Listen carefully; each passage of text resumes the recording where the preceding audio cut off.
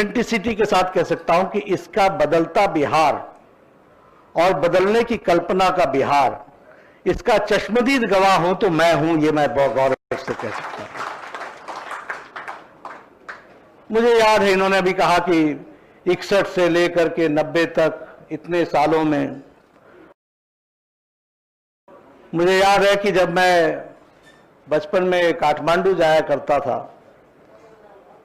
तो पहले एलसीटी घाट, फिर स्टीमर, फिर उसके बाद उतरो, फिर वहां से रोड पकड़ो और पकड़ते पकड़ते रक्सौल पहुंचो। आज जब मैं चर्चा करता हूं कि मैंने मुजफ्फरपुर जाना है तो कहते हैं कोई बात नहीं, चलिए। ये अंतर मैं आपको बता रहा हूं। आज मैं अभी पटनेश्वरी देवी जी के दर्शन करके आया, मां पाटन के देवी के दर्शन करके आया।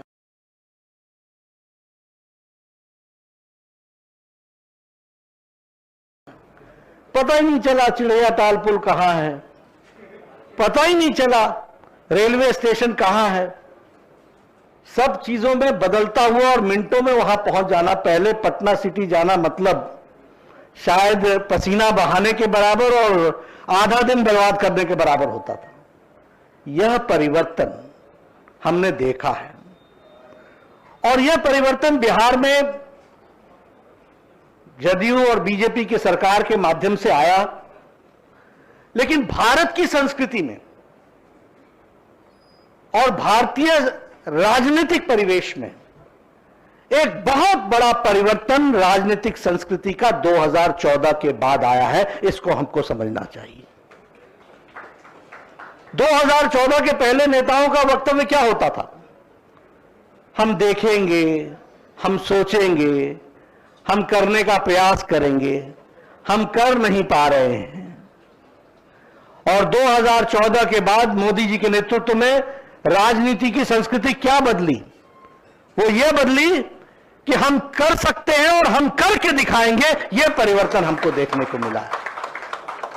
और फिर मैं सिर्फ कहने के लिए नहीं कहता हूं। किसने मना किया था 2014 से पहले कि 18,000 गांव जो बिजली के बगैर हैं उनको बिजली दे दो? लेकिन ये मोदी जी का इंतजार कर रहा था। किसने कहा था कि 2.5 करोड़ लोग बिना बिजली के घरों में रहते हैं, उनको बिजली प्रदान करो? नहीं कर सके।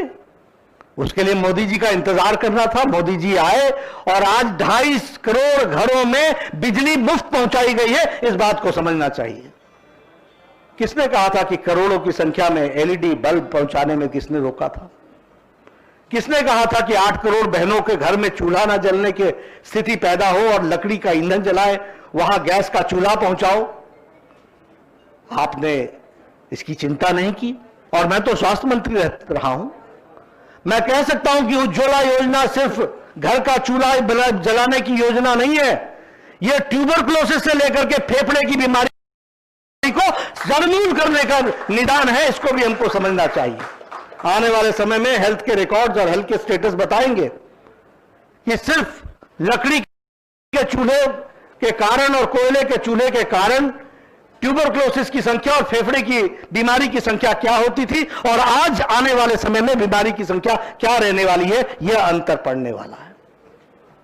किसने मना किया था कि देश के लगभग 40% आबादी, 55 करोड़ की जनता को 5 लाख रुपए का हेल्थ कवरेज गरीब लोगों को देने के लिए किसने रोका था?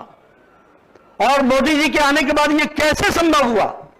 और इतना ही नहीं, वर्ल्ड हेल्थ असेंबली में डायरेक्टर जनरल डॉक्टर टेड्रोस मुझे बुला करके अपने भाषण में कहते हैं, come mister Nadda and tell the world what is Ayushman Bharat and show the difference with it. ये मैं इसलिए आपको बता रहा हूं क्योंकि नेतृत्व के मन में आया कि हम कर सकते हैं और हमने करके दिखाया।